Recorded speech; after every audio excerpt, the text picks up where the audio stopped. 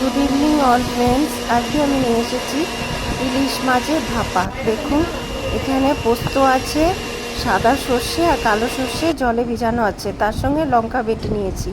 এই দেখুন, কড়াইয়ের মধ্যে সব দিয়ে দিয়েছি। এখন কড়াইয়ের মধ্যে সব মশলা করে যেগুলি পেস্ট করেছিলাম সব কষানো হচ্ছে। এটা ভাপা, তো এটা বাটিতে হয়, টিফিন কোটোতে, বাট অনেকটা মাছ ওই জন্য কড়াইতেই করছি। তার সঙ্গে এই যে বেশি মশলা লাগে না, হলুদ দিয়ে দিচ্ছি 2 চামচ। এই যে 2 চামচ হলুদ দেওয়া হয়ে গেল।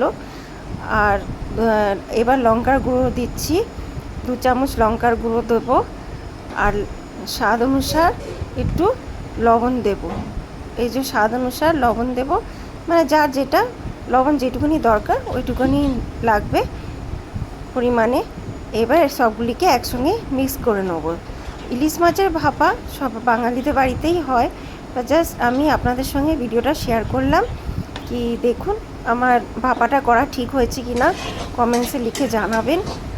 আর বাঙালিদের তো ইলিশ মাছ মানে বলতে হবে না, ওদের फेवरेट।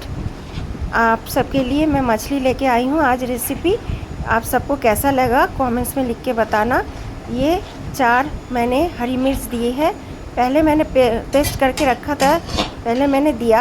अब जिसको जो मतलब पसंद होगा मिर्ची उतना, फिर मैंने 4 मिर्ची दी है। আমি আবার 4টে লঙ্কা দিয়েছি, আগেও আমি বেটে দিয়েছিলাম, আবার দিয়েছি। আর তারপরে সর্ষের তেল দিয়েছিলাম। সর্ষের তেল দিলে খেতে আরও টেস্টি হয়, আর ভাপাতে একটু সর্ষের তেল দেয়, কাঁচা সর্ষের তেল। আর যে ইলিশ মাছ দিয়ে দিচ্ছি, সব মশলাতে ইলিশ মাছ দিয়ে দিচ্ছি। ইলিশ মাছ খেতে আমরা বাঙালিরা খুবই ভালোবাসি। আর ইলিশ মাছ ভাপা বলুন, ইলিশ মাছের ঝোল বলুন, ইলিশ মাছের পাতুরি বলুন, বেশিক্ষণ টাইম লাগে না, চট করে রান্না হয়ে যায়। মানে এটা জলদি রান্না। এই যে জল দিয়ে দিলাম, এবার ঢাকা দিয়ে দেবো, তারপরেই আমার ভাপা কমপ্লিট হয়ে যাবে। কতক্ষণ লাগলো বন্ধুরা? বেশিক্ষণ লাগে না, আপনারা জানেনই। একটু ধনেপাতা দিয়ে দিলাম, খেতে আরও টেস্টি লাগে। এমনিতেই ইলিশ মাছ টেস্টি গন্ধতে, আর আরও ধনেপাতা দিলে আর একটু খেতে ভালো লাগে। একটু বলবেন, জানাবেন কিরম লাগলো আমার এই ইলিশ মাছের ভাপা रेसिपीটা, একটু कमेंट्स लिखे জানাবেন। दोस्तों थोड़ा कमेंट्स में लिख के बताना कैसा लगा।